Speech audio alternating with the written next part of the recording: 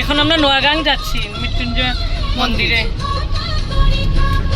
আপনারা একবার আসবেন, দেখে যাবেন মৃত্যুঞ্জয় মন্দিরটা আমাদের আসামের মধ্যে নগাঁওয়ে। আমার মামা শ্বশুর বাসা লঙ্কা, তো আমি ঘুরতে আসলাম এখানে। আমার জালের সঙ্গে যাচ্ছি, ছোট জাল, আরেকটা গাড়ি করে পিছনে আসছে আরো মানুষ।